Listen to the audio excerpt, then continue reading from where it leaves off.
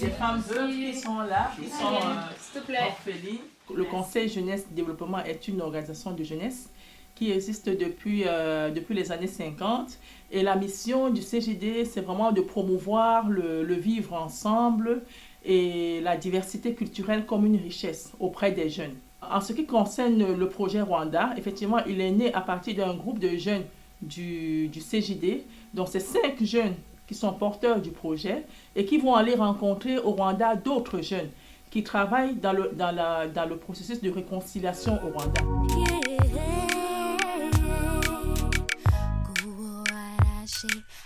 J'ai entendu parler du projet, je me suis dit waouh, c'est l'occasion d'aller enfin dans son pays, contribuer, faire quelque chose d'utile. C'est comme ça que je me suis retrouvée là. Moi, je suis italienne. Je suis ici à Bruxelles parce que je suis étudiante des sciences de la population et du développement. Donc, j'ai toujours rêvé d'aller en Afrique pour réaliser un projet. Quand j'ai trouvé cette association, j'ai trouvé que ce projet, c'était bien parce qu'en fait, c'est nous qui réalisons les projets.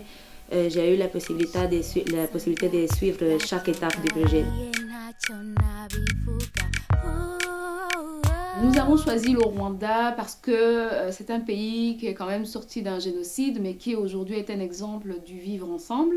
Et en tant que membre bénévole d'une association qui s'intéresse aux questions du vivre ensemble, nous avons décidé d'aller voir au Rwanda comment ça se passe. Mes motivations pour partir au Rwanda, c'est bien sûr de découvrir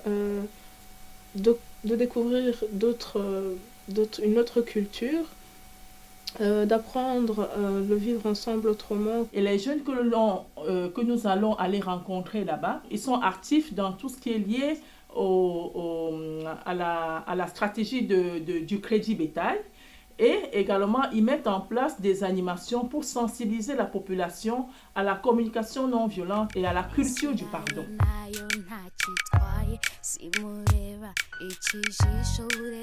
Nous faisons des récoltes de fonds pour participer et aider à Projumap à la construction de maisons pour des personnes dans le besoin.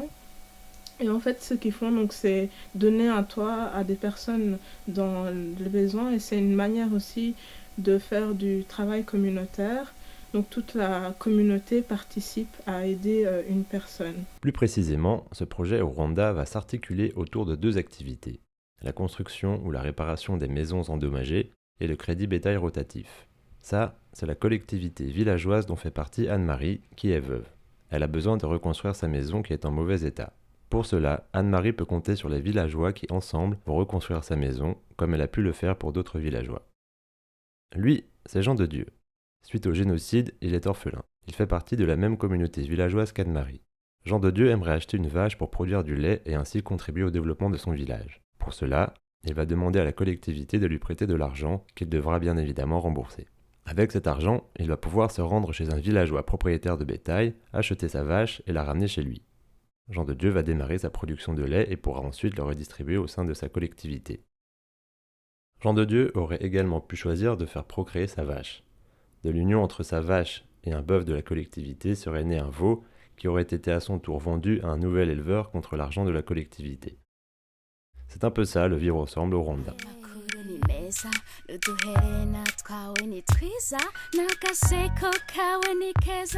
C'est juste une petite contribution, 5 €, 10 €, c'est pas important les montants, mais pour nous permettre de financer des maisons pour des sans-abri qu'ils sont en train de construire là-bas. Je soutiens ce projet parce que j'ai toujours voulu soutenir des gens qui ont envie de faire quelque chose de bien.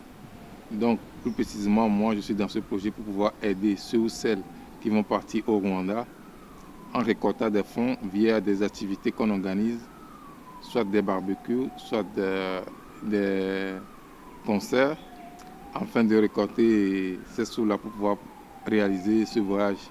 Donc je lance vraiment l'appel à tous les Belges qui sont au courant de notre projet de nous soutenir financièrement ou moralement. Merci.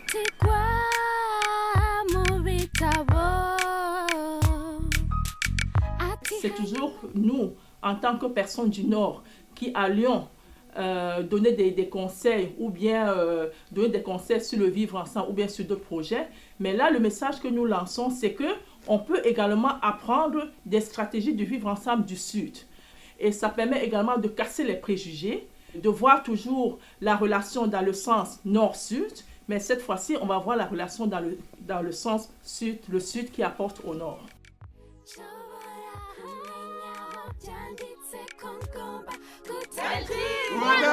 monde est possible. Sem